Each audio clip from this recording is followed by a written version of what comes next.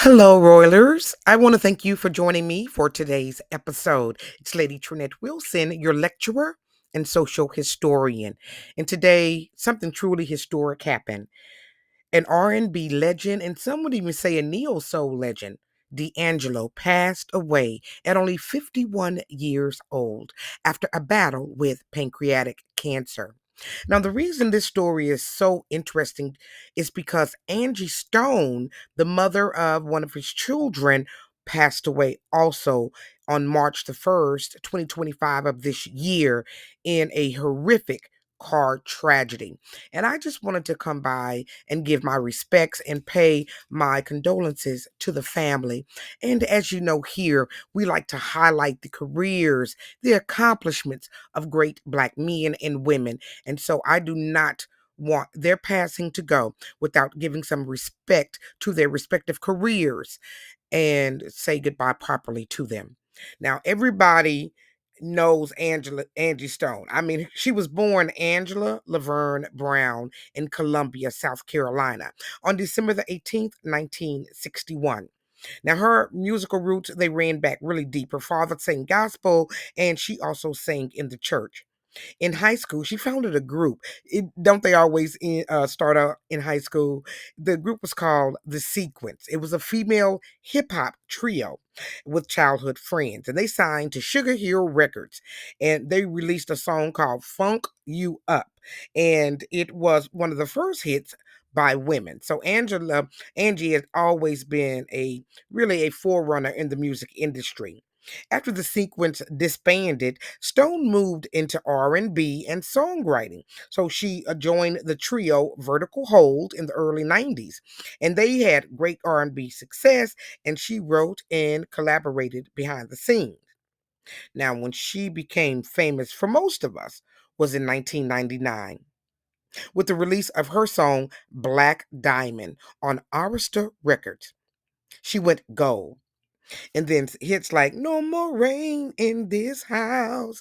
Listen, that's why she was the star of singing and not me. I loved Angie Stone's music. I know that you all probably did as well. And she continued to release music. Mahogany Soul in 2001, Stone Love in 2004, Art of Love in 2007, and so many more. Her last album that she did release was called Love Language in 2023. Rest in peace, Queen.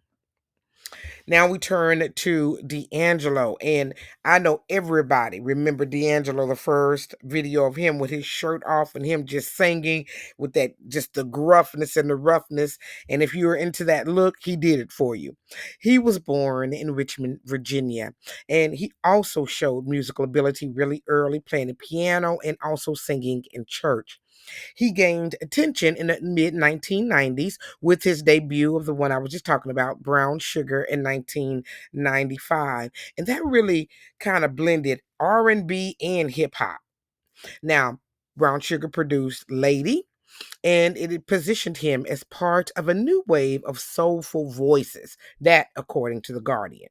His second album, Voodoo, was released in 2000 and is often considered a masterpiece. It won a Grammy, in fact, and it was just really a beautiful song featuring instrumentals and, production. It was just beautiful. His 2000 video for Untitled, How Does It Feel, became iconic. I mean, we all know about that video. So he was just a musical genius. And for the world to lose two people like this in that field is just heartbreaking. After a long hiatus, and he did have some personal struggles, allegedly, he made a celebrated return in 2014. That album was called Black Messiah. Now, over his career, he collaborated with so many people like The Roots and Lauryn Hill, Raphael Sadiq, and so many others. And again, sadly, he passed away on October the 14th, today, from pancreatic cancer at 51. Pancreatic cancer is a very aggressive cancer, and most people do not survive from it. So I just rest in peace to two truly great musicians and musical geniuses. I want to thank you all for joining me today. Put a like down below, and tell me down below, what was your favorite song by either one of them or by each of them? Put it down below. And, I pray that we don't lose any more of our greats like this, because these people stayed, he had his problems. So he stayed in the background. He knew what he was going through. He wasn't always in the news. And of course, Angie, there's some conspiracies that abound on the internet around her passing as well. So, her passing was horrific. They said when she came, like a couple of weeks before she passed, she came out, said some money was owed to her. So, it's just sad. It's just, this is just so sad. So I had to do a video on this. So I thank you all for watching today.